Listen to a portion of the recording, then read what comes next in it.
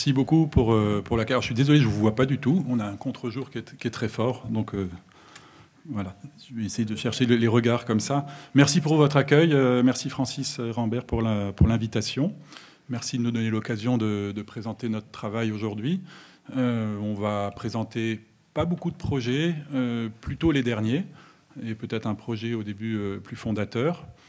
Notre travail, c'est un travail en famille, familial, puisque Pascal et moi, nous sommes frères et sœurs, ou sœurs et frères, et nous avons une troisième associée, Anne-Laure Better, qui ne pouvait pas être là aujourd'hui, qui est un petit peu notre petite sœur.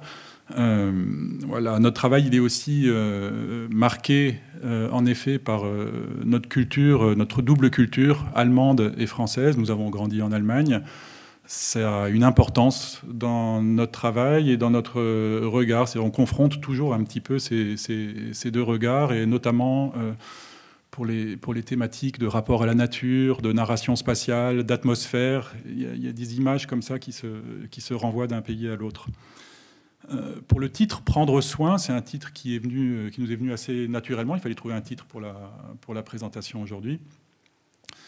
Parce que au fil des concours et des références, on a, dans notre début de travail en agence, on a dû faire pas mal de bâtiments dans le milieu médico-social, pour des gens fragiles, de l'hébergement, donc des lieux assez particuliers où les gens à la fois dorment et d'autres travaillent.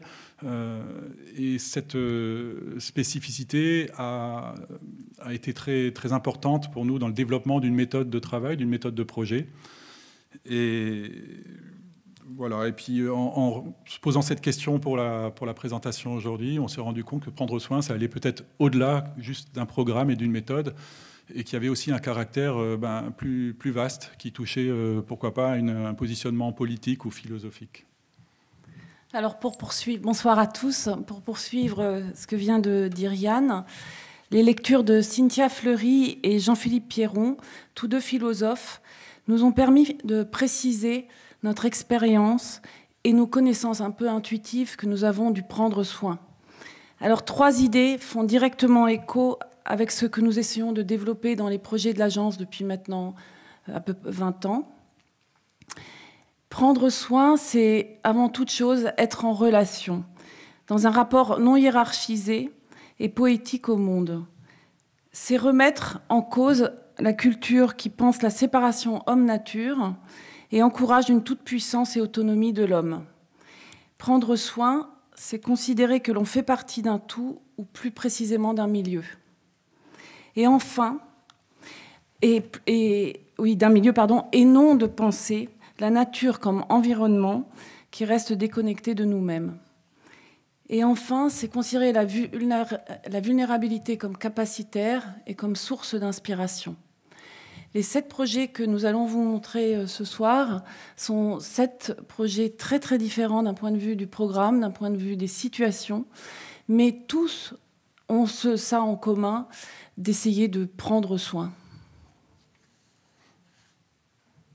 Alors le premier projet que nous allons vous présenter, c'est une maison de retraite à Chervillers. C'est un des premiers projets de l'agence que nous avons donc dessiné ensemble.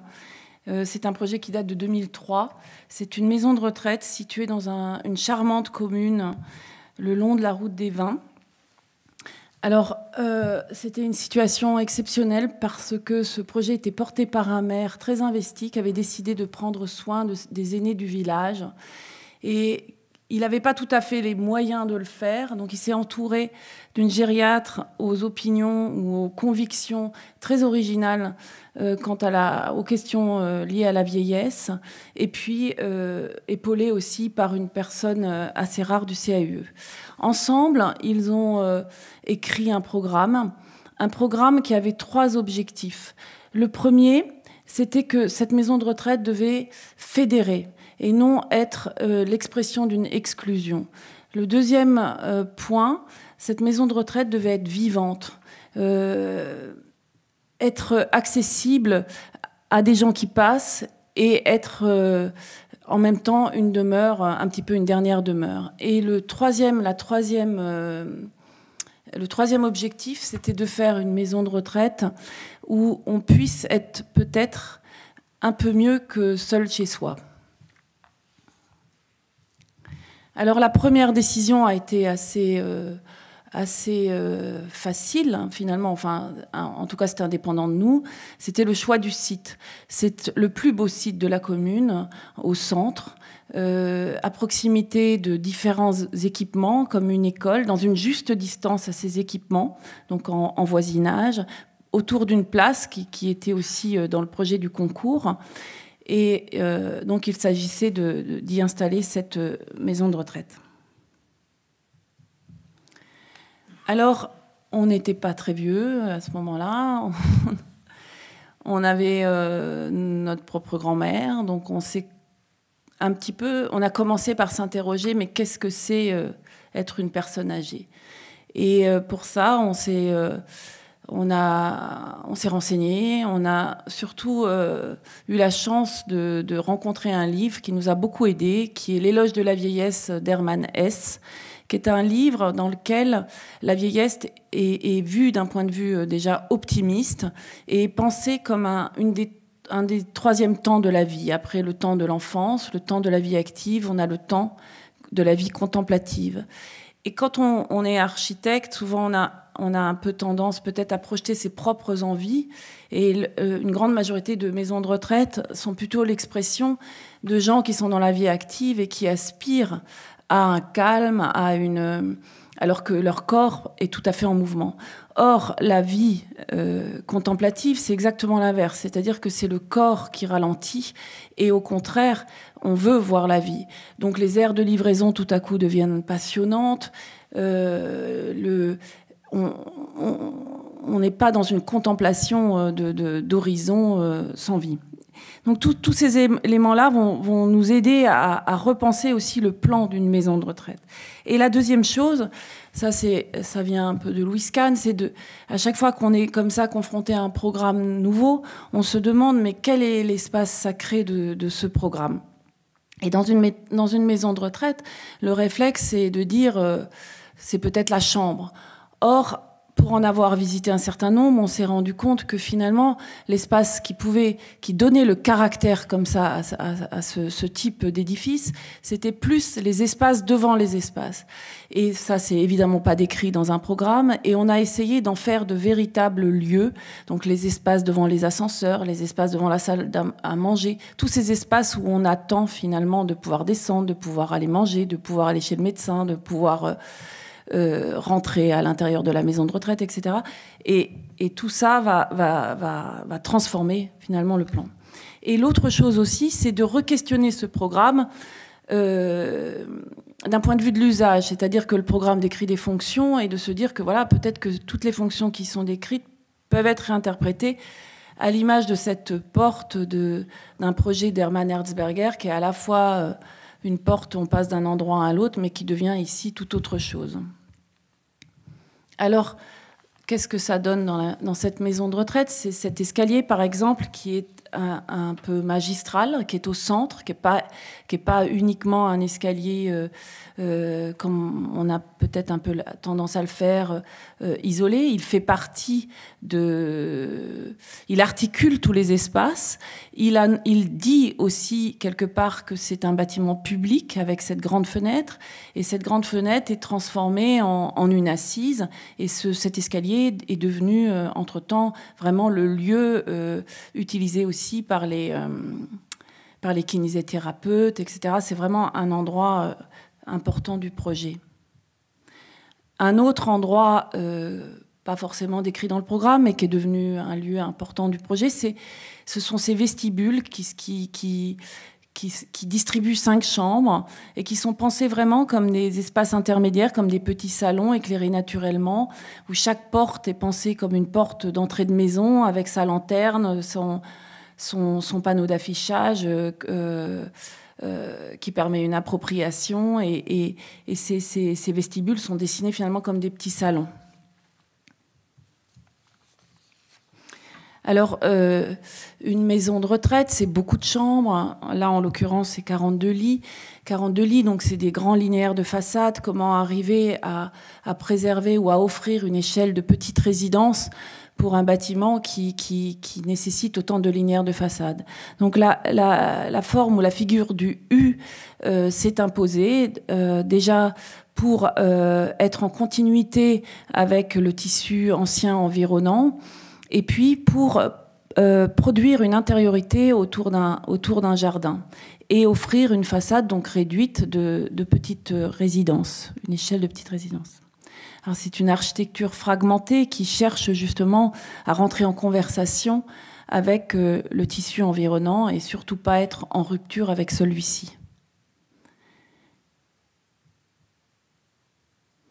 De la même manière, les arbres jouent un rôle, les arbres existants jouent un rôle aussi très important dans cette mise en tension et en dialogue entre les différents bâtis du site. Alors, une maison vivante, comment répondre à cet objectif d'une maison vivante? C'est déjà dans la manière de répartir le programme à l'intérieur de la maison. Nous avons essayé de la répartir pour qu'aucun espace de cette maison soit interdit, que toute la maison soit pratiquée. Une autre manière de rendre peut-être cette maison vivante, et ça c'était très lié au programme, c'était de rendre cette maison accessible aux aînés du village qui habitent encore chez eux, qui peuvent venir s'y faire coiffer, écouter un concerto de musique classique dans un foyer qui est vraiment dessiné comme un lieu dans lequel on peut avoir ce type de manifestation, une salle à manger, un jardin où on peut avoir des différentes activités et un accueil de jour. Donc le bâtiment fait complètement partie maintenant de la structure sociale de cette commune.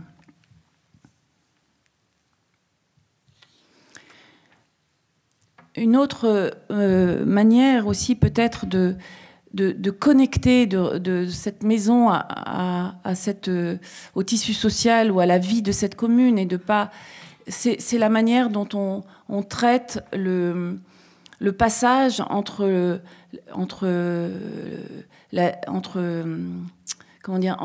l'extérieur et le moment le plus intime qui va être le lieu de la chambre, le lieu du lit. Et ça, c'est quelque chose qui est assez récurrent dans notre travail, vous le verrez dans les autres bâtiments, c'est qu'on le pense vraiment plus qu'une forme, comme une succession d'épaisseurs, de paliers d'intimité.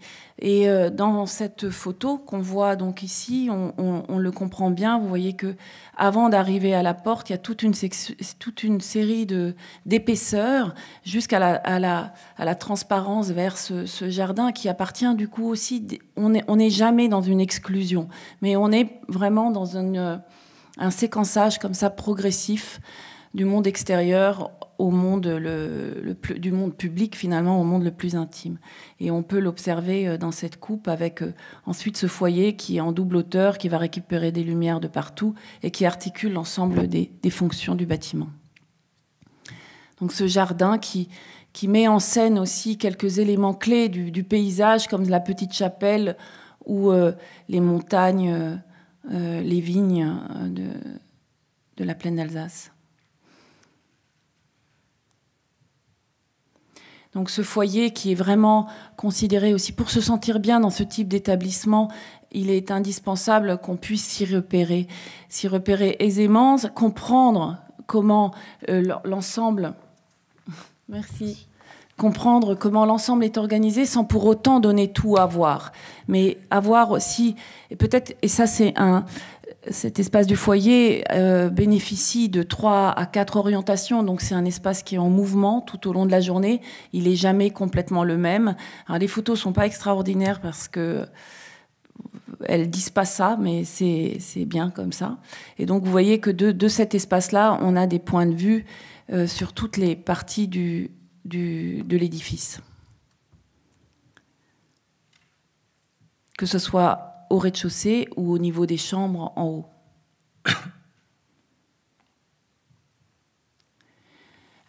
Alors, le travail sur les chambres, chaque projet d'hébergement est pour nous l'occasion de tester de nouveaux types de chambres, hein, d'essayer de sortir du modèle lambda. Là, en l'occurrence, on a essayé de pousser au plus loin cette idée de palier, c'est-à-dire que on l'a donc avec ce vestibule qui distribue 5 chambres, à peu près 5-6 chambres. Et progressivement, vous voyez, on a une zone nuit, une zone jour, et on retrouve cette épaisseur aussi dans le travail de la façade. C'est-à-dire que on s'arrête pas au lit comme fin, mais on se re-questionne sur le rapport ensuite du lit à nouveau à l'horizon. Et cette transition-là est aussi pensée comme une épaisseur, avec même la possibilité de recréer une intimité entre deux chambres si les résidents s'entendent bien. Donc là, on voit, c'était la perspective qu'on a rendue au moment du concours et qui a été réalisée comme ça, sauf qu'on n'a jamais réussi à faire la photo. Donc on a préféré. Et vous voyez que donc cette façade épaisse qui permet aussi où la fenêtre est dessinée finalement comme un meuble. Et de l'extérieur, chaque résident peut dire moi j'habite à cet endroit-là. Alors dans la majorité de nos projets, on essaye de faire intervenir un artiste. Alors, c'est pas toujours un artiste, ça dépend des sujets. Et dans les maisons de retraite, on a beaucoup de difficultés à trouver du beau mobilier dans le mobilier standard. Donc, on a demandé à un designer de dessiner une ligne particulière qui a été éditée, qui porte maintenant le nom du maire, c'est la ligne Émile, et qui est sortie au même prix qu'une ligne courante et qui a permis d'aller jusqu'au bout du travail de détail de cette maison de retraite.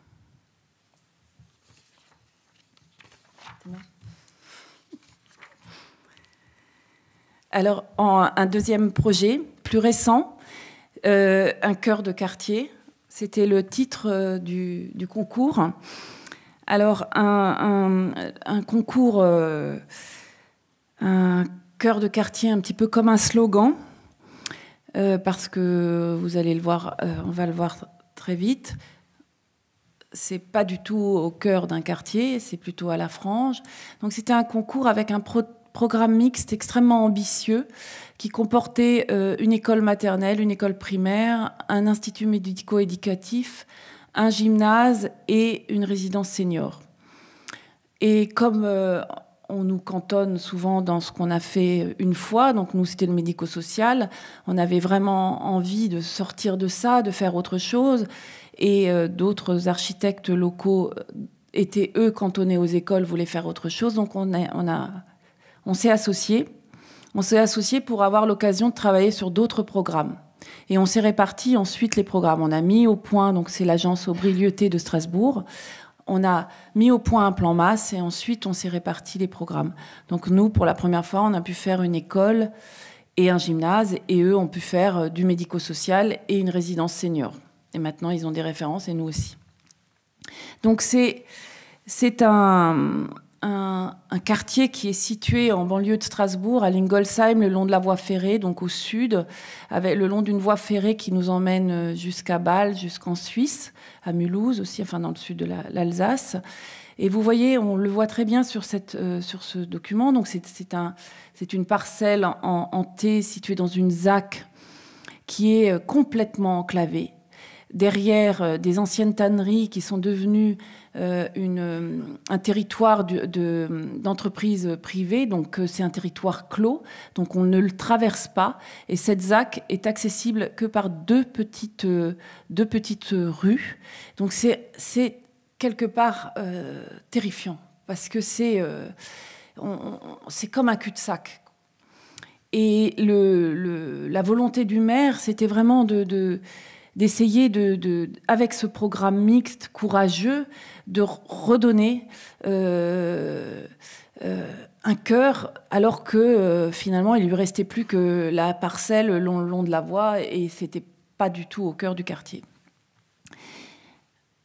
c'est une ZAC avec un urbanisme complètement débridé. Il n'y a aucune règle, aucune coordination architecturale. Les rez-de-chaussée sont totalement inhabités, c'est que du parking. Donc là, vous voyez un peu d'arbres, etc. Donc on se dit pourquoi pas, mais quand on est sur place, on est très très inquiet. On est très inquiet pour le futur de ce type de territoire. Et il y a aussi une cacophonie architecturale absolue. C'est à celui qui est le plus bruyant.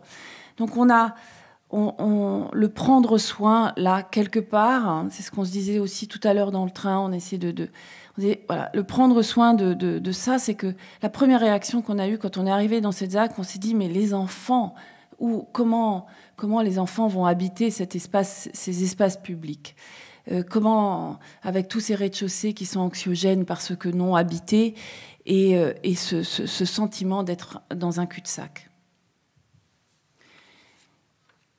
Et c'est une des raisons pour lesquelles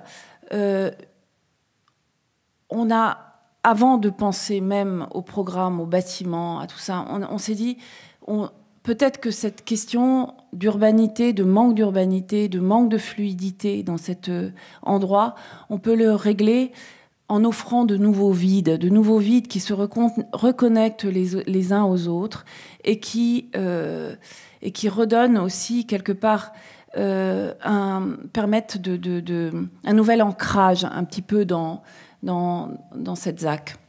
Donc la première décision a été de créer une rue et d'offrir un square. Et autour de ce square et cette rue, le long duquel tous les équipements vont s'aligner. Donc cette rue n'était pas du tout attendue. Hein. On offre une rue, et cette rue, quelque part, elle remet du mouvement, elle remet une fluidité, elle reconnecte ce grand jardin qu'on a vu sur la première photo avec d'autres, et on arrive à redonner des espaces qui sont à l'échelle de cette ZAC et qui peuvent devenir aussi des vrais terrains de jeu pour les enfants. L'autre... donc de ces vides a découlé assez facilement l'idée de faire un bâtiment. Contrairement à ce qui était demandé, c'était d'empiler, de faire des mutualisations un peu complexes entre tous ces programmes. Nous, on s'est dit, non, là, 2 architectes, 4 ou 5 programmes, 3 maîtres d'ouvrage, on va tout mettre en ordre, on va tout aligner et essayer au contraire de fabriquer une vraie rue et une vraie... quelque part offrir un nouvel horizon à ce quartier.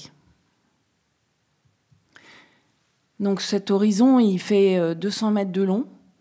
Il est poreux, ça on va le voir par la suite. Il est pensé comme une épaisseur et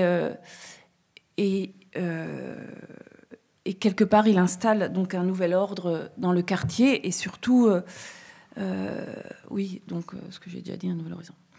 Donc le programme, comme je viens de le dire, donc plutôt que d'essayer de faire des superpositions complexes qu'on n'aurait jamais réussi à réaliser, on a quelque part simplifié un peu le travail de tous ces maîtres d'ouvrage et on leur a dit non, on aligne, on les met les uns après les autres, mais tout en recherchant une unité de l'ensemble. Donc c'est une façade longue, qui comme un bruit de fond à la ZAC. Et chaque équipement a son adresse. Son caractère ou sa matérialité est son dessin même, par opposition à la cacophonie ou au bruit ambiant, on a décidé de faire une façade la plus intemporelle, la plus sobre et qui fait certainement référence aussi aux édifices qui nous ont marqués en Allemagne, qui représentaient les édifices scolaires construits dans l'après-guerre en Allemagne et qui représentaient quelque part un optimisme aussi dans lequel on a grandi et pour lequel on a beaucoup d'affection. Donc cette façade est dédoublée d'une ligne, d'un alignement irrégulier de pins qui fait vibrer, qui accentue cette vibration. Alors ce nouvel horizon, créé dans la ZAC, à l'image de cette œuvre de Matisse, est pensé comme un espace en soi, comme une épaisseur. Alors, cette épaisseur, elle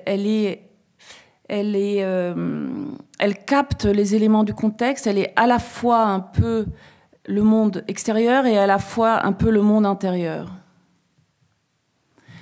Dans le plan, on la repère ici, donc cette façade est pensée vraiment comme une porosité qui permet de mettre à distance les espaces par rapport à la rue, par rapport à la ZAC, et à la fois de créer des liens visuels.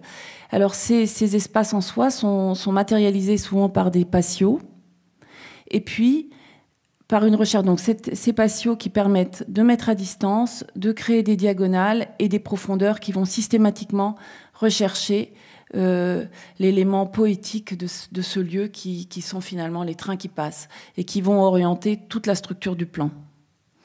Alors très rapidement, ici au rez-de-chaussée, nous avons l'école maternelle avec son entrée, l'école élémentaire avec la cour qui donne directement, qui étend aussi l'espace de la rue sur la cour. Donc ça, on sait que c'est quelque chose qui est de plus en plus difficile à obtenir ou à pouvoir faire en France.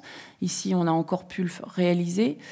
L'Institut médico-éducatif, donc ça qui a été dessiné par l'agence Aubry-Lieuté, mais qui a suivi les mêmes règles de patio dans cette façade épaisse.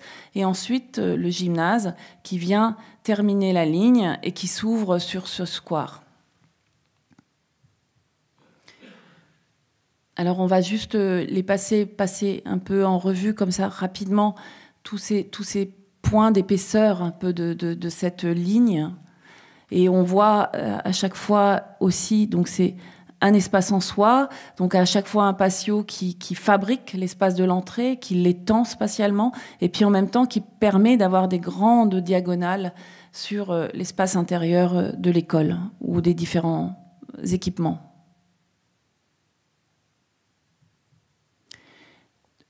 Ces patios, évidemment, mettent à distance par rapport à la ZAC, mais inversement aussi. Ça permet d'ouvrir beaucoup plus... Cette mise à distance permet d'être beaucoup plus ouvert. Et puis ces patios colorent aussi les espaces intérieurs.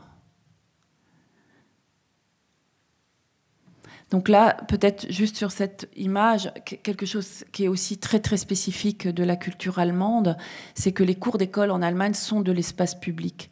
Il y a rarement des clôtures, même dès la primaire, et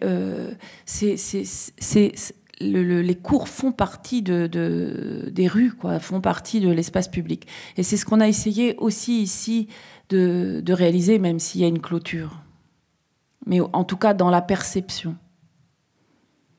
Alors ces patios sont aussi des réflecteurs de lumière pour les espaces à l'intérieur, pour les étages, pardon.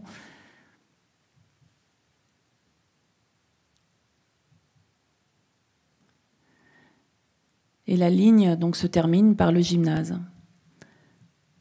avec aussi dans le gymnase une ouverture sur un des patios qui colore l'espace. Alors les profondeurs dans l'autre sens, celles qui vont chercher qui vont de la rue au train et vice-versa, structurent en fait l'ensemble du plan. Pardon. Que ce soit dans les galeries, dans l'enchaînement des salles de classe, dans la fenêtre du préau, qui est, on pense, le lieu où on prend la photo de classe. Entre le préau et les trains qui passent à droite. Et là, peut-être juste une petite remarque sur le dessin des sols, c'est presque une citation à Michel Dévigne qui s'oppose à une trop grande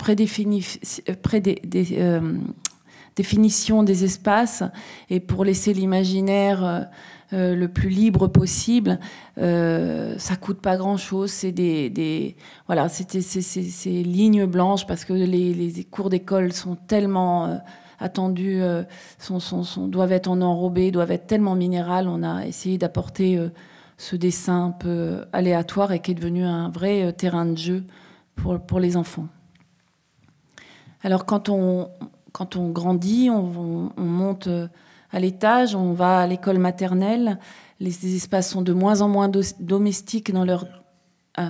élémentaire. Les espaces sont de moins en moins domestiques, mais toujours cette relation avec les deux paysages des pins et des trains qui passent, qui permettent de se repérer et de s'y sentir bien.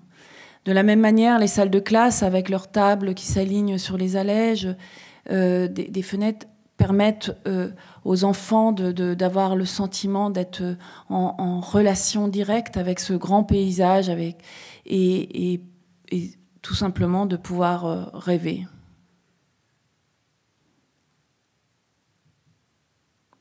Dans le gymnase, pareil, ce travail sur cette profondeur. Alors à gauche, on a une succession de salles en alternance, salle, patio, jusqu'à la voie ferrée.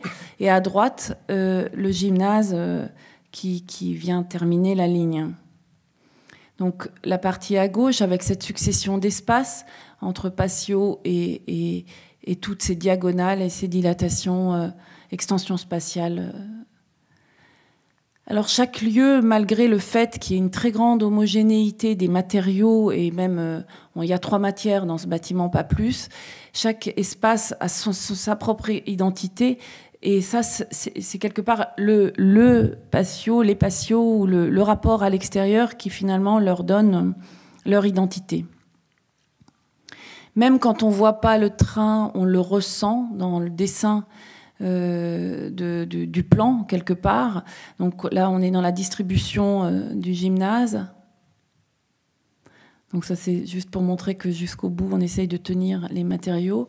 Et enfin, donc pour terminer sur ce bâtiment, on arrive dans ce gymnase et donc l'ensemble du bâtiment a une ligne à 2,70 m tenue, qui est la ligne, le socle de toutes les dilatations, de toutes les extensions, et donc plutôt très horizontale. Et tout à coup, ce qu'on a essayé de faire ici, c'est que là, on est dans une élévation complète. Et cette élévation, elle est obtenue grâce à ce toit qui flotte et qui laisse une lumière diffuse sur des parois habillées de bois et qui permettent cette élévation.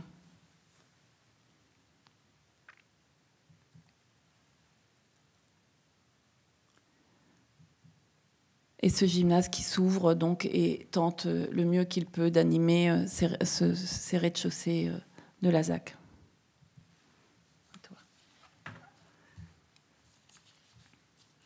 Alors, le projet pour le centre de soins psychiatriques à Mesqueleu a été mené à peu près en même temps que celui pour l'Ingolsheim, et vous verrez pas mal de similitudes entre ces deux projets, notamment dans le travail sur l'épaisseur, sur l'inclusion d'espaces extérieurs dans un bâtiment.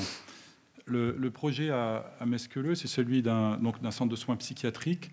L'objectif de ce projet, c'était de rassembler en un seul lieu plus de 4 structures qui étaient disséminées autour de Metz. Structures d'accueil d'enfants et d'adultes, de l'accueil de jour, sur des petites périodes ou des plus grandes périodes dans une journée, voire que pour un seul entretien. Un maître d'ouvrage assez particulier aussi, un centre hospitalier, c'est suffisamment rare pour le dire, qui a pas lésiné sur les moyens pour arriver vraiment à son objectif, qui était d'offrir le cadre le plus adapté possible aux patients. Et pas que aux patients, aux professionnels aussi, parce que c'est des métiers extrêmement difficiles. Travailler en psychiatrie, c'est très, très dur. Ça demande un apaisement en parallèle pour arriver à mener son travail. Et qui s'est donné les moyens, c'est-à-dire que tout ce qu'il arrivait à économiser en rassemblant ces structures, plutôt que de l'économiser pour autre chose, il a voulu que ce soit injecté dans ce nouveau bâtiment. Alors, comment construire en psychiatrie? Comment prendre soin, une fois encore? Nous, modestement, enfin justement plutôt pas modestement du tout, on pense que l'architecture peut être thérapeutique. Et prendre soin, si on a mis cette image, c'est parce que la métaphore du portage du bébé nous paraissait tout à fait adaptée à l'élaboration de ce projet. Porter un bébé comme ça, si on le porte bien, on le rassure, on le contient, on l'enveloppe. Et c'est comme ça que le bébé peut se développer, se construire, parce qu'il est rassuré, il se sent bien, et il se sent tellement bien qu'il peut petit à petit s'ouvrir sur le monde et le découvrir. Le deuxième axe très important pour le projet à venir, qui est aussi une thématique peut-être récurrente de notre travail, c'est le rapport à la nature. Et ici, d'autant plus fort qu'il s'agit de personnes très fragiles, très vulnérables. Et dans le rapport à la nature, on sait qu'on se régénère, on se reconstruit, et ça crée des repères spatiaux très forts à partir desquels on peut se structurer. Alors, comment développer ces intentions sur un site tel que celui qui a été retenu pour ce projet? On est dans une ZAC, une fois encore, une ZAC qui est d'une autre teneur que celle qu'on a présentée tout à l'heure, une ZAC très étendue, très étirée, avec des bâtiments épars de toute taille, de toute fonction aussi. On est entouré de concessionnaires automobiles, de stations-service, mais aussi d'une chambre des métiers, d'un Auchan, un cimetière pas loin. Il y a un peu de tout. Et c'est une ZAC qui, comme beaucoup d'autres ZAC, bouge beaucoup, se développe vite.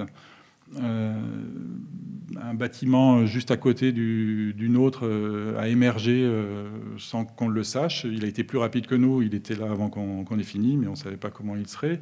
Donc, dans ce perpétuel mouvement et ce manque peut-être d'ordre, comment on s'installe? Alors, on se raccroche à ce qu'on pense, nous, qui structure ce territoire et ce site. C'est d'une part la grande départementale ici, qui est à la fois un axe structurant, mais aussi un axe de nuisance, qui produit pas mal de bruit. Le petit bois de la parcelle voisine, peut-être sanctuarisé, mais qui sait, parce qu'il y a des anciennes fortifications, des anciens bunkers qui sont enterrés à moitié dedans.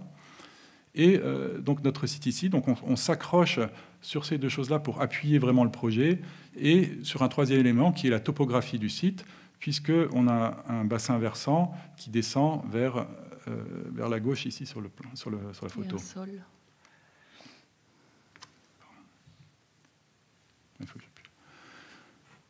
On voit ici la route départementale et le projet effectivement qui s'appuie sur le petit bois. Ce qu'on a proposé, c'est une forme forte. Forme forte, c'est pas très modeste non plus, mais c'est une manière aussi de résister à un site comme ça. Offrir une figure stable. Là, on est sur une base d'un rectangle d'or. Cette figure, c'est pas juste une forme, c'est une enveloppe, une coque qui se découpe, qui se creuse, se soulève, qui se retourne aussi, horizontalement et verticalement, et qui se retourne également pour couvrir le bâtiment. On en profite pour montrer un petit détail, pour montrer une méthode d'aller jusqu'au bout aussi de cette idée. Ça demande de traiter la couverture du bâtiment. Ah oui, ça marche. De traiter la couverture du bâtiment de la même épaisseur que ses façades pour sentir vraiment cet enveloppement. Pardon. Alors nous voulions accentuer le plus possible cette idée d'ancrage au sol, donner l'impression que le bâtiment était là pour très longtemps, quitte à ce que son programme à l'intérieur évolue. Le travail du béton, il devait renforcer pour nous cet ancrage. Il est pigmenté de vert, et cette pigmentation rappelle l'humidité du terrain argileux et du sous-bois à côté. Nous voulions donner surtout à la matière du béton une expression presque géologique. Pour cela, une fois encore, nous avons fait intervenir un artiste. On avait dans notre contrat une mission pour accompagner un artiste, mais c'était une mission qui était un petit peu un reliquat de contrat que tout le monde avait oublié. Nous, on ne l'avait évidemment pas oublié. Et le projet évoluant, la question était comment faire intervenir un artiste dans un projet en psychiatrie. Et sur ce projet, plein d'alternatives ont été évoquées, la fresque dans le hall, et tout ça, enfin tous ces sujets-là. Et vu l'importance qu'on accordait à cette enveloppe, il nous paraissait évident, pour accentuer cette question de permanence et qu'on voulait donner à cette enveloppe, de ce sentiment du toujours là, et cette géologie, on a fait appel à un peintre, Grégoire Espel, peintre parisien, qui fait un travail de peinture de paysages qu'on connaît depuis longtemps, et qui peint des paysages et des ciels, et qui arrive à leur conférer une matérialité presque minérale qui nous fascine depuis longtemps. Sur ce projet, on lui a demandé presque, ou lui s'est engagé dans une démarche presque inverse. C'est-à-dire comment donner au béton, comment lui faire rendre une espèce de naturalité. Ça a été tout un travail, faire intervenir un artiste sur quelque chose d'aussi impressionnant qu'un gros bâtiment en béton. Et petit à petit, avec nous d'abord, en phase d'études, puis avec l'entreprise, il a découvert le matériau, et il s'est lancé dans un corps à corps. Il a trouvé sa manière de travailler, après plein d'essais. Et il s'est lancé dans un corps à corps avec la matière.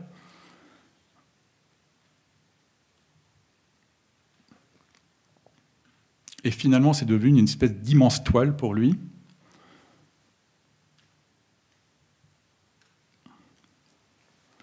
Ce qui est important, ou vraiment très bien quand on fait intervenir un artiste sur un projet, c'est qu'on emmène non seulement le projet plus loin, il y a quelque chose qui nous échappe, on laisse partir quelque chose, mais surtout ça permet de mettre tous les acteurs du projet dans une nouvelle relation à leur bâtiment.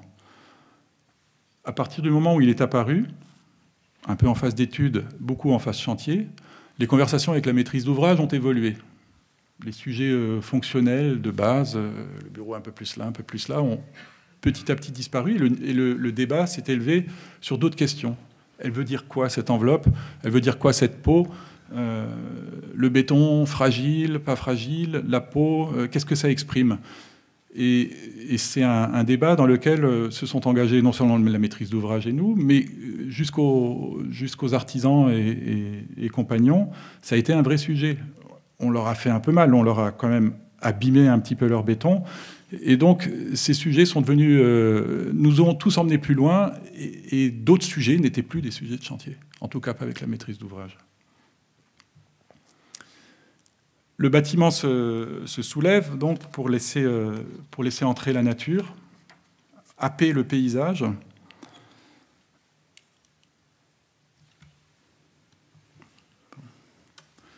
Il se soulève aussi pour laisser entrer les humains, un petit peu comme ce que vous avez vu à Lingolsheim tout à l'heure, dans un travail de séquençage du monde extérieur vers le monde intérieur. Quel premier protocole de soins? Dans le protocole de soins en psychiatrie, le plus important, enfin la première étape, c'est l'entrée.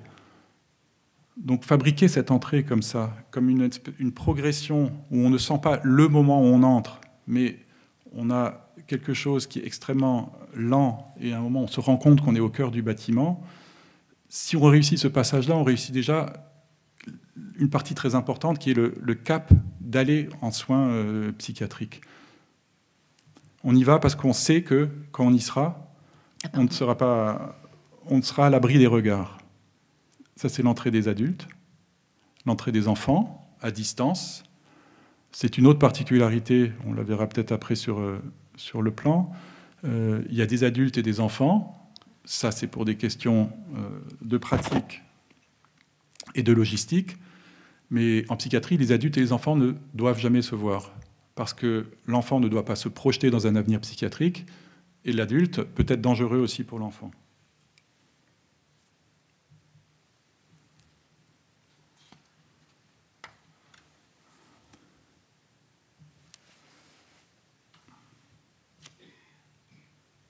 Les plans sont assez compacts, c'est-à-dire que quand vous avez franchi le cap de cette entrée, vous êtes vraiment déjà au cœur du bâtiment. L'organisation en plan, très claire, vous voyez les adultes à gauche, les espaces partagés par le personnel au centre et les espaces des enfants à droite. Donc sont mis à distance par des vides et s'organisent presque en étoile pour faire des circulations les plus courtes possibles et se concentrer plutôt sur la dilatation de l'espace plutôt que sur les kilomètres à parcourir. Chez les humains en souffrance, le corps n'est plus une frontière, surtout entre le dehors et le dedans. Donc, ce qui leur manque, il faut l'apporter par la construction. Et on voit un petit peu déjà sur ce plan cette composition très forte de l'enveloppe et comment elle permet de libérer à l'intérieur des façades qui n'en sont plus et qui permettent une ouverture totale sur des extérieurs qui eux-mêmes sont à l'abri de l'espace public et du regard.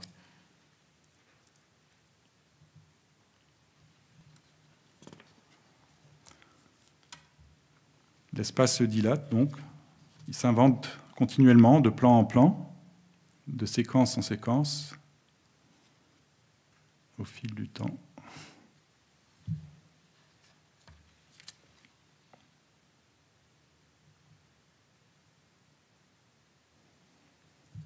On peut prendre la mesure des profondeurs, ça rassure, on retrouve des appuis.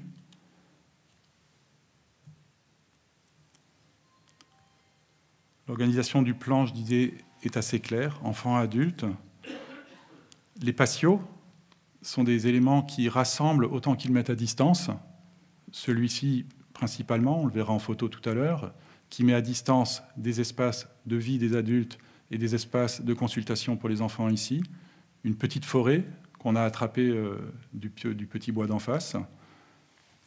Mais chacun de ces 6 patios est très différent, a des dimensions particulières, a une nature spécifique, une végétation et des usages aussi différents.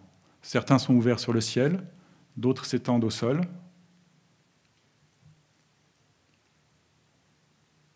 Ici avec un arbre à feuilles géantes.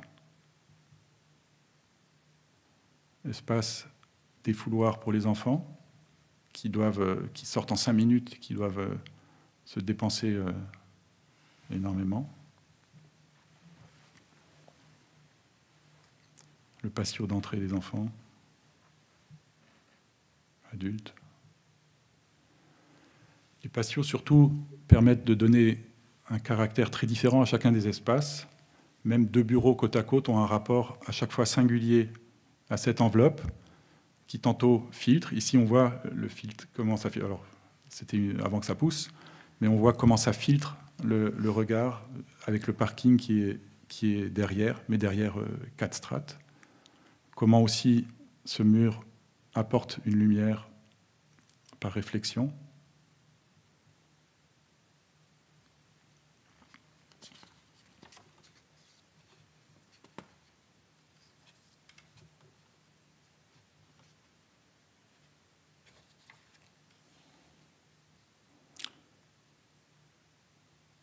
Plus de questions de façade. Petit à petit, donc, les patients peuvent réinventer des activités, reprendre goût d'être avec les autres, cuisiner, partager des moments et se réouvrir sur le monde. Donc le projet suivant, il s'agit de logements collectifs à Strasbourg qui ont été réalisés avec 2 autres agences, l'agence de Bernard Quirault et l'agence BIC. C'est quelque chose un cas courant, un mariage un peu forcé entre 3 agences, avec un même maître d'ouvrage, Vinci Immobilier, et un site très particulier en triangle, en forme, donc une parcelle en triangle, à la limite du port de Strasbourg, qui est un des grands poumons économiques de la région, à la limite entre donc ce port et la ville habitée, on va dire, et surtout aussi à la limite de toute une zone sur lequel de bastions, enfin sur lequel on pouvait en aucun cas construire jusqu'à très peu. Donc il y reste quelques grands équipements. Et alors peut-être juste pour revenir au contexte du projet, donc une fragmentation du projet était attendue puisqu'on associe 3 architectes, on veut quelque chose d'animé. Et nous, par rapport à ce site, et ce site portuaire avec ces cathédrales un peu portuaires qu'on peut observer ici, cet entrepôt très long, l'autre stockage du port, on s'est dit que c'était pas possible. Cette fragmentation, elle n'était pas à l'échelle. Donc la question que posait finalement ce projet, c'était comment habiter une échelle territoriale, une échelle aussi importante. Et on a décidé de plutôt s'appuyer sur ces bâtiments, sur ce qui en font, ce qui fait l'identité de ce territoire, et de réaliser un bâtiment unitaire avec des règles communes et de travailler à 3 agences.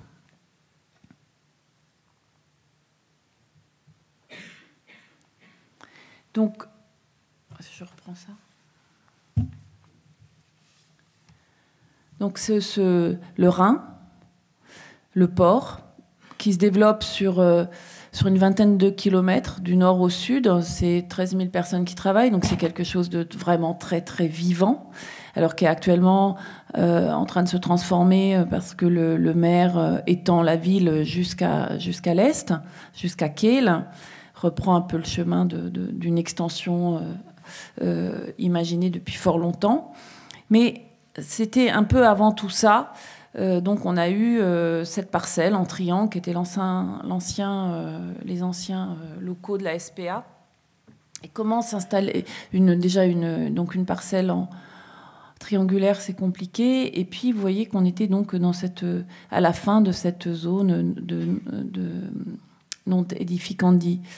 Et donc on a décidé, là, un peu presque comme à Queuleux, quelque part, de faire une forme forte, une forme qui dialogue plutôt avec ces bâtiments aux échelles vraiment industrielles, portuaires, et de confronter à l'intérieur de cette figure ces 2 échelles directement, sans échelle intermédiaire, c'est-à-dire l'échelle industrielle et l'échelle domestique nécessaire à toute habitation.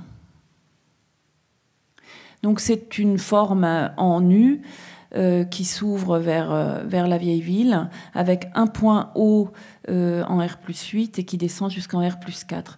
Ensuite, on s'est réparti comme des tranches un peu de gâteau. Donc Kiro s'est occupé de l'angle, nous avons fait les deux têtes, et puis l'agence BIC l'autre angle. Donc là, on voit comment le bâtiment s'installe dans le site et la manière dont il dialogue directement avec les entrepôts plutôt que les immeubles d'habitation qui démarrent plus loin. Donc dans cette confrontation de ces 2 échelles, donc l'échelle industrielle et l'échelle domestique, on a essayé de tenir ça jusque dans le travail des façades, donc avec une façade avec 1 ou 2 grand maximum 2 types de châssis, toujours les mêmes, des proportions qui évoquent plutôt le monde industriel, et des règles communes aux 3 architectes. Donc là, on voit comment cette forme passe du R+8 au R+4, avec au R+4, à cet étage-là, une terrasse partagée pour que la vue des habitants ici soit aussi une vue soignée. Mais on voit très bien comment on a vraiment ce bâtiment fonctionne avec le grand territoire. Une autre particularité de ce site, qu'on n'a peut-être pas forcément les documents pour le montrer, mais c'était une topographie aussi singulière entre la route nationale en hauteur et un point bas au niveau de l'ouverture de cette espèce de U vers la ville. Et cette différence de niveau, elle nous a beaucoup arrangé parce que quelque part, elle nous a permis de refermer le cœur d'îlot et d'échapper ainsi aussi à la clôture et d'avoir un jardin qui est en surplomb par rapport à la vue. Donc cette figure avec ce mur qui continue, qui enclôt ce jardin et qui permet donc d'être en balcon sur les bassins qui s'ouvrent au nord. Cette topographie aussi, elle a permis de développer des halls un peu différents, des halls qui, donc, sur deux niveaux, qui sont à la fois directement reliés ils donnent directement sur le jardin ou sur les rues en contrebas. Donc c'est des halls en double hauteur. Et une des spécificités de Strasbourg aussi, c'est évidemment la place du vélo. Et le vélo, le local vélo qui a des dimensions vraiment de plus en plus importantes, en fait, nous permettent d'étendre aussi l'espace du hall et de lui redonner peut-être un caractère qui avait un peu disparu pour être économiquement plus rentable, et donc d'offrir des halls qui ont des dimensions de résidence un peu très très chic, alors qu'on est dans du logement social ou dans des prix maîtrisés. Donc les règles communes, ou ce qu'on avait de commun, oui, aux trois agences. Donc il y avait évidemment le travail sur la dimension des châssis, une galerie qui fait le tour du jardin et qui permet de passer d'un bâtiment à un autre, protégé de la pluie, donc on peut traverser. Et puis, la troisième chose, c'est le dessin des terrasses qui donne sur ce jardin. Donc, ce caractère très domestique avec cette galerie, cette galerie qui fait le tour. Ensuite, un corps intermédiaire fait de terrasses aux dimensions vraiment plus que généreux. Chaque logement est traversant et possède plus que des balcons, c'est vraiment des pièces à vivre. Et puis un couronnement qui va chercher la skyline strasbourgeoise.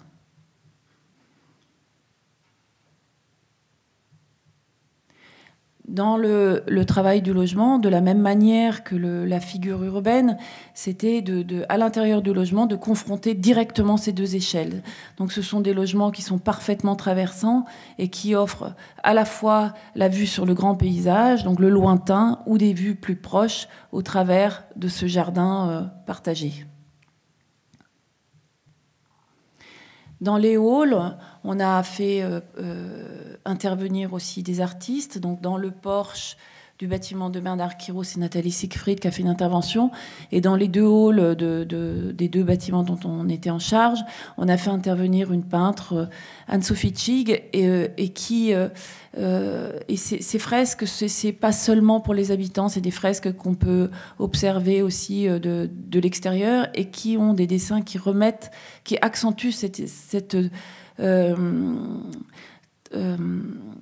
cette double orientation, enfin ce côté traversant qu'ils ont entre le jardin et la ville.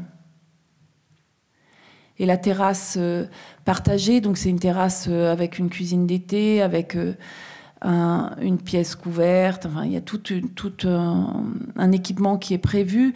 Et à notre plus grande surprise, le jour où ça a été livré, la première demande des habitants, ça a été de le refractionner pour que chacun ait son petit territoire. On ne sait pas s'ils l'ont fait, mais c'était... Voilà.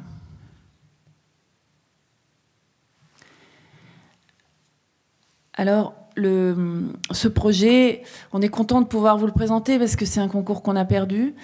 Et c'est un projet auquel on tient beaucoup. Et donc, de pouvoir le présenter, ça le fait un petit peu vivre encore. Un petit peu. Donc, on l'a perdu il n'y a pas longtemps. C'est situé au bord du Rhin. C'est notre piscine, c'est là où nous nageons régulièrement, où nous faisons beaucoup de nos projets en nageant. Et on a été invité à participer à un concours ouvert en Allemagne sur cette piscine. Nous sommes arrivés malheureusement deuxième, mais nous allons quand même vous le présenter. Donc c'est un site absolument magnifique. On est au bord du Rhin. Le Rhin, c'est le fleuve européen par excellence. C'est le fleuve qui est à la fois, qui porte en lui une telle histoire qui est la nôtre aussi, qui est de temps en temps une division, de temps en temps considéré comme un centre. Donc là, on est plutôt dans une période où c'est un centre. Et enfin, en tout cas, pour nous, que le Rhin devienne le centre d'une carte, c'est quelque chose de fondamental. Donc le site est du côté, on va dire, pas ouest, c'est du côté est, mais du coup, il a la lumière de l'ouest. Donc on appelle ça la rive joyeuse du Rhin. Et le long d'une grande allée plantée qui est vraiment le lieu de promenade très, très apprécié des Strasbourgeois et des Kélois, à la lisière aussi, à la limite d'une zone naturelle préservée et la presqu'île du Rorschollen. Alors cette photo est à l'origine, pas seulement notre rapport à cette piscine, mais aussi cette photo à l'origine du projet. C'est une photo d'Auguste Sander, qui est un photographe allemand de Cologne, de la première moitié du XXe siècle, et qui a réalisé tout un reportage sur le Rhin. Et son travail ne recherche pas à représenter le beau, mais une réalité qui nous échappe. Et arriver à retranscrire ce qu'est réellement le Rhin, cette photo y arrive tout à fait, parce que c'est une lumière, on est vraiment dans le ressentiment d'une atmosphère de lumière scintillante, de rupture d'échelle permanente entre le tout petit et le très grand, et de ce sentiment d'infini qu'on a de par cette étendue d'eau et qui va jusqu'à Rotterdam. Alors la piscine, elle existe, c'est une piscine découverte qui est légèrement surélevée, donc a une topographie très subtile. On est légèrement surélevé par rapport au Rhin. Ce qui lui donne vraiment, quand on nage à l'intérieur, on a un sentiment extrêmement fort d'être dans les arbres et on ressent la présence de cette étendue d'eau, de cette lumière du Rhin, et ça transforme chaque bain en une expérience absolument inouïe, et qui est renforcée aussi par le bleu profond de cette eau. Et donc notre idée, ça a été de projeter une piscine qui préserve ou qui accentue encore plus ce sentiment de nager dans les arbres, avec cette lumière si belle du Rhin. Donc c'était un peu le premier dessin qu'on a fait. On voulait qu'on nage dans les arbres. Alors, une des premières décisions qu'on a prises, c'est de préserver les continuités paysagères. En aucun cas de toucher à la topographie existante, et voire même de les renforcer, parce qu'il y a dans la piscine existante, il y a des petits pavillons qui sont ici, qu'on a vraiment essayé d'enlever pour accentuer cette continuité si belle, et qui finalement fait qu'on a cette présence de ce Rhin, même quand on ne le voit pas en nageant. Et puis l'autre intention, parce qu'il s'agissait pour le projet de réhabiliter le bassin existant, qui est celui-ci, qui a une forme vraiment singulière, qui date des années 50, avec un très beau plongeoir, et d'y adjoindre une piscine couverte. Donc cette piscine couverte, on a quelque part un peu repris le même vocabulaire de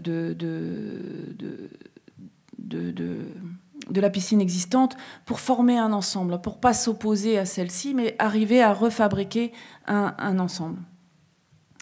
Alors, comment comment est constituée cette nouvelle piscine couverte. En fait, elle est tout simplement constituée d'un toit, pensé un peu comme une feuille qui vient se poser délicatement sur cette topographie, sur ce paysage existant dans lequel il y avait vraiment si peu à faire.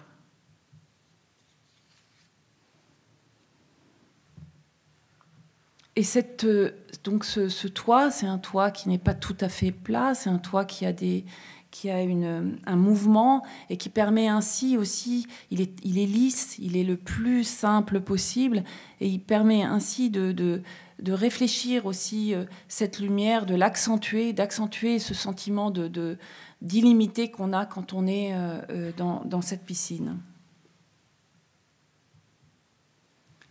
Le plan est organisé aussi de cette façon-là, c'est-à-dire qu'on voit que le fait, parce qu'il y avait évidemment à penser aux nageurs et aux baigneurs de la nouvelle piscine, mais ceux-là aussi, ceux qui sont encore ici. Donc quand on nage dans ce sens-là, on a la présence du Rhin, et quand on nage dans ce sens-là, on a cette baie vitrée courbe qui réfléchit aussi les arbres de derrière et qui qui démultiplie en fait les points de vue et renforce cette perception de nager dans les arbres. Le plan est finalement extrêmement clair. Et avec Ah oui, ce que j'ai oublié de dire, c'est qu'on a des éléments verticaux qui viennent tenir tout ce toit et qui ont l'autre vertu aussi de l'extérieur d'ancrer cette piscine et de révéler le mouvement fluide du toit.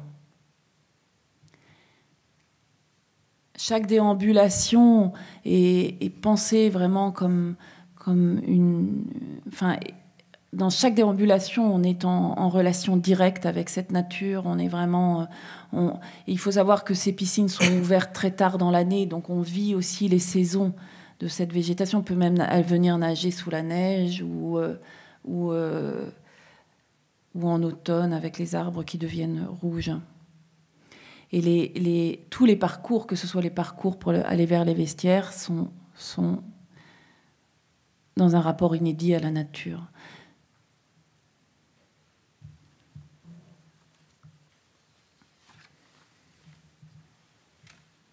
Alors on a écrit bureau pour ingénieurs, c'est pas très joli.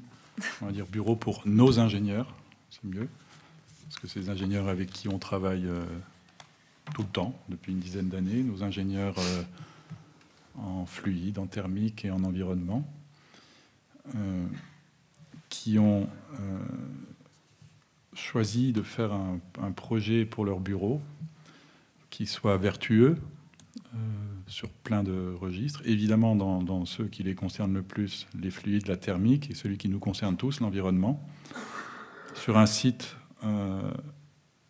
aussi extraordinaire, parce qu'il s'agit du bord de l'Ill, l'Ill qui est une rivière qui est presque parallèle au Rhin sur tout le long de l'Alsace, et qui traverse Strasbourg, qui dessine le petit Strasbourg pittoresque que vous connaissez peut-être, et puis qui continue à longer le Rhin encore sur quelques kilomètres avant de se jeter dedans.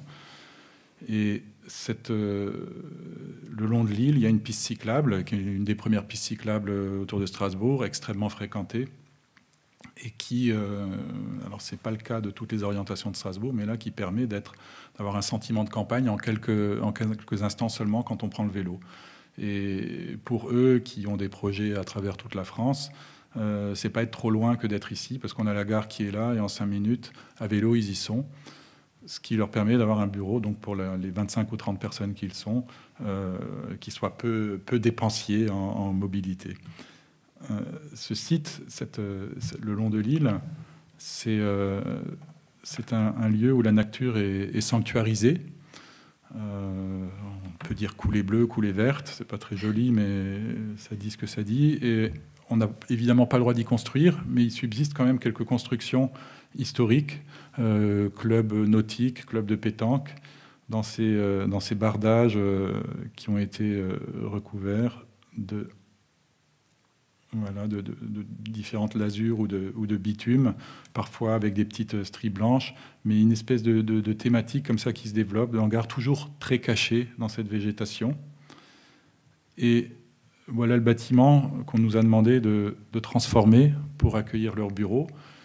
Un petit mot quand même sur notre maître d'ouvrage. Donc, ce sont nos ingénieurs. Quand je dis les nôtres, évidemment, ils travaillent avec d'autres que nous.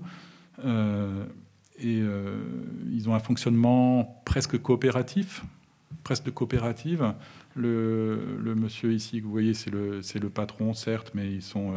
enfin, le gérant, je veux dire plutôt, mais voilà, c'est un bureau d'études où tout le monde peut prendre des parts.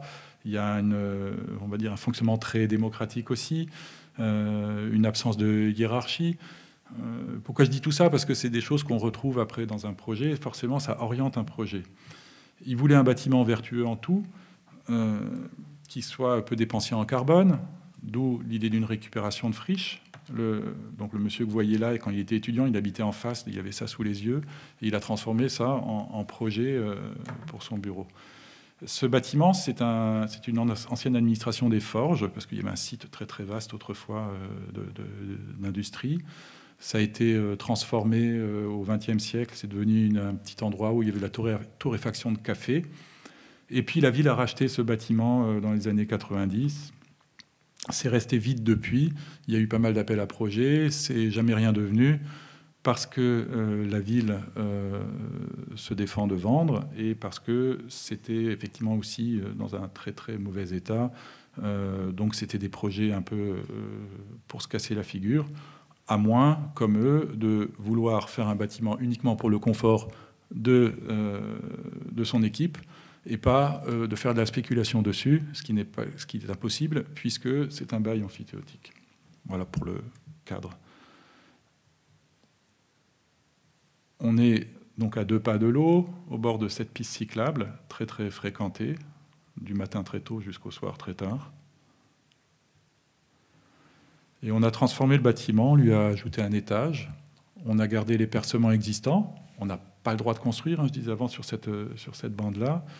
Et non seulement on n'a pas le droit de construire, mais il faut s'appuyer, il faut garder la structure existante et faire avec. Même si on a eu quelques problèmes de structure, mais c'est peut-être pas la question du jour. Donc on a gardé les percements existants, on a ajouté un niveau, on a même ajouté 2 niveaux pour bien dire, parce que c'était un seul niveau qui s'est transformé en 3. Voilà. Et déjà cette configuration permet d'offrir un bâtiment où à chaque niveau on a une relation à l'extérieur extrêmement différente. Un bâtiment qui reprend les codes peut-être des hangars et clubs que vous avez vus avant, mais qui cache derrière ces 40 cm de watts et puis son bardage bois et son triple vitrage et tout ça, puisque c'est un bâtiment qui est labellisé Passive House, qui cache de la technologie dernier cri à l'intérieur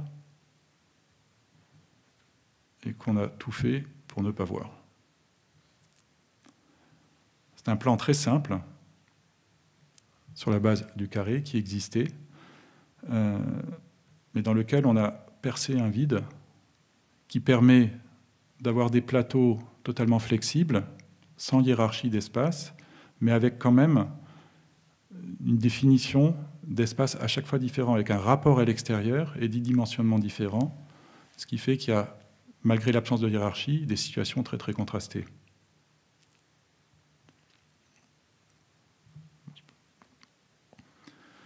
Le vide central, qui était un problème pour notre ingénieur au début parce qu'il perd des mètres carrés, il perd son rendement, mais qui ne pourrait plus se passer.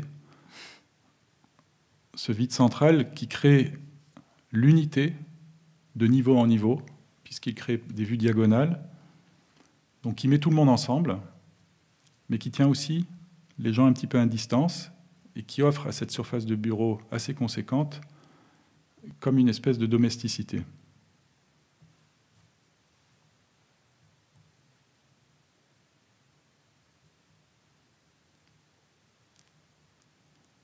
Autour de ce vide, les espaces... Tiens, une photo qui a sauté. Non, oui.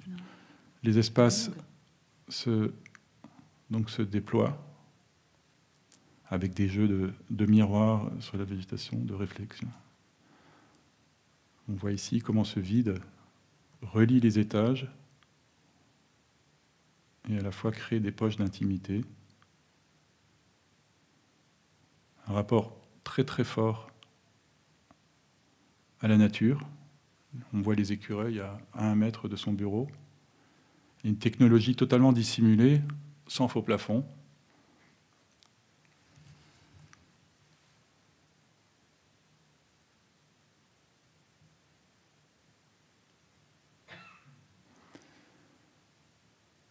La domesticité, on insiste un petit peu là-dessus, c'est un thème qui nous est cher.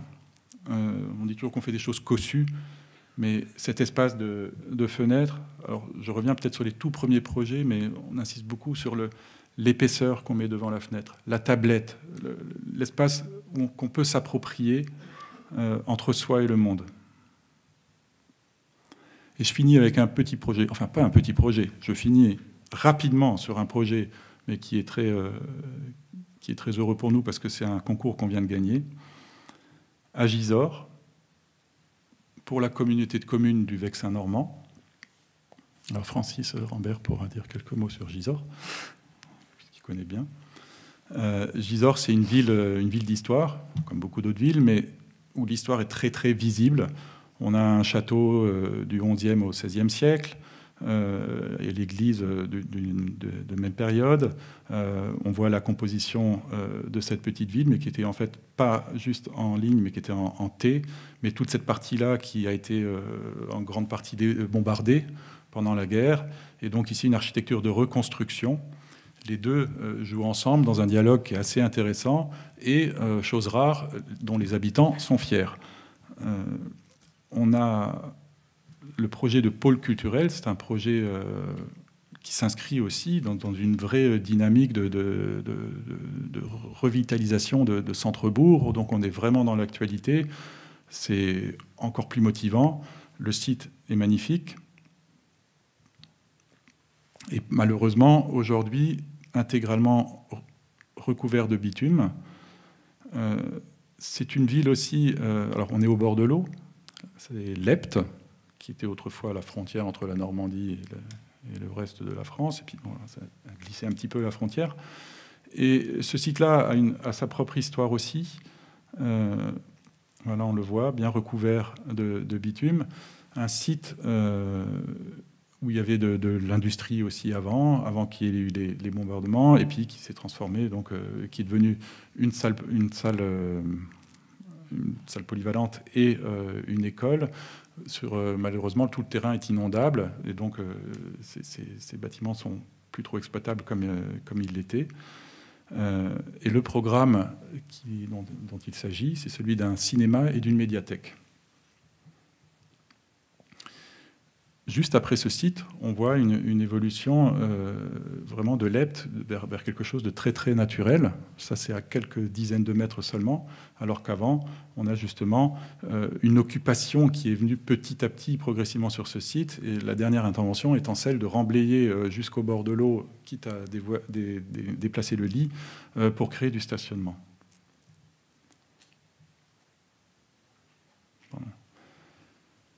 Alors l'histoire de Gisors, c'est une histoire de ville d'eau aussi. Et quand on parle de redynamisation de centre-bourg, c'est aussi une redécouverte de ce qui fait l'histoire et l'intérêt de la ville. Donc il y a forcément le souhait d'une attractivité touristique, mais aussi d'apporter du bien-être à la ville, mais pas que à la ville, à tout le territoire. Il y a une vraie histoire sur l'eau. L'eau qui était défensive autrefois, qui marquait les limites de la ville à protéger. Cette eau qui est devenue une eau utile. On le voit, il y a un petit monument classé ici qui est un lavoir en contact direct avec l'eau. Puis, donc l'eau utile, c'est celle-ci, le lavoir qui existe encore. Une petite galerie où on descend et on peut aller laver son linge. Un rapport très, très, très, très direct à l'eau. Un petit peu plus loin, entre ce lavoir et notre terrain, une eau canalisée, rangée, une eau presque, vous voyez, avec ces petites assises Renaissance, autour de laquelle une eau un peu représentative, et derrière la mairie de la période de reconstruction. Toujours ce thème de la galerie. Et nous, on vient... Vous avez sur le schéma. Et nous, on s'installe comme presque le troisième élément de cette petite série qui longe l'Epte avec un bâtiment, galerie, une galerie à partir duquel on peut contempler un paysage renaturé, des berges de l'Epte renaturées, avec le cinéma qui s'adresse à la ville et la médiathèque derrière qui se fond dans la nature sous forme de belvédère.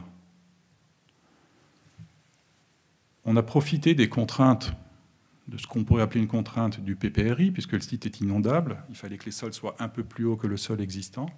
On profite de ça pour glisser un parking en dessous, et toutes les places de parking qui étaient demandées, quasiment l'équivalent, ou même l'équivalent de ce qu'il y a aujourd'hui, donc 120 places de mémoire, on arrive à les glisser sous le bâtiment, et c'est ce qui permet de réoffrir l'intégralité du sol renaturé, avec un travail du paysagiste Bruno Kubler pour créer des lanières végétales sur la base de ce qui existe. Il y a quelques beaux saules, et tout le reste est à réinventer.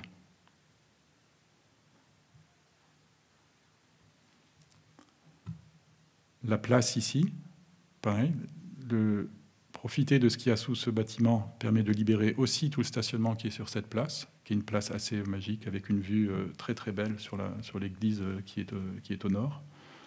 Le cinéma qui fait appel, et la galerie qui longe ces deux entités jusqu'à une terrasse kiosque ici au bout qui est en travail direct avec la médiathèque. Parallèlement à ça, un cheminement en mode doux qui longe ici l'Epte et qui va pouvoir se greffer beaucoup plus loin sur une voie cyclable à l'échelle du territoire. Les deux programmes dialoguent de part et d'autre d'un vide, une petite placette qu'on a créée qui permet aussi d'ancrer transversalement le projet et de permettre aux logements qui sont en amont d'avoir un accès direct à l'eau aussi au travers de ce projet. Et puis, c'est l'endroit aussi où ils vont pouvoir inventer des mutualisations entre cette médiathèque, qui sont des plateaux extrêmement polyvalents, et ce petit cinéma, 3 salles, dont la plus grande, de 250 places, est aussi une salle de spectacle, donc avec un écran qui va pouvoir se monter, et dont le fond de scène pourrait devenir, pourquoi pas cette placette, voire l'espace d'exposition de la médiathèque.